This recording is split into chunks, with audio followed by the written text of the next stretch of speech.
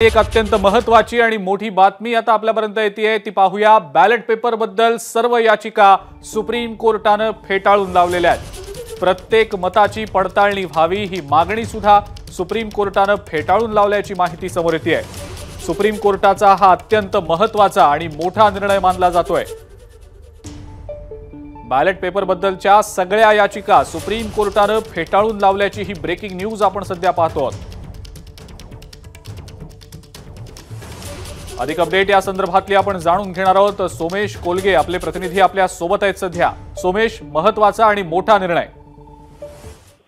नक्कीच सर्वोच्च न्यायालयाने आज बॅलेट पेपरवरील निवडणुकांच्या सर्व मागण्या फेटाळून लावलेल्या आहेत। जी याचिकाकर्त्यांनी एक मागणी केली होती की बॅलेट पेपरवर निवडणुका व्हाव्यात, याविषयीची थोडीशी स्पष्टता आणि सूतोवाच हे सर्वोच्च न्यायालयाने यापूर्वीच केलं होतं आपल्या एकूण सुनावणी दरम्यान। दुसरी महत्त्वाची गोष्ट म्हणजे ईव्हीएम आणि व्हीव्हीपॅटची 100% पडताळणी केली जावी। व्हीव्हीपॅट मधल्या सर्व ज्या स्लिप आहेत त्या स्लिप तपासल्या जाव्यात अशी जी मागणी याचिकाकर्त्यांनी केली होती ती सुद्धा सर्वोच्च न्यायालयाने फेटाळलेली आहे। परंतु सर्वोच्च न्यायालयाने महत्त्वाचे निर्देश दिले, त्यापैकी एक म्हणजे जे ईव्हीएमचं मायक्रो कंट्रोलर युनिट असेल तर त्यामध्ये जो डेटा साठवला जाईल तो डेटा 45 दिवसांसाठी स्टोअर केला जावा आणि 45 दिवसांसाठी स्टोअर केल्यानंतर क्रमांक 2 आणि क्रमांक 3च्या उमेदवारांना म्हणजे अत्यंत तपशीलवार आणि बारकाईने सुप्रीम कोर्टाने या संदर्भातलं आपलं निरीक्षण नोंदवल्याचं दिसतं आहे।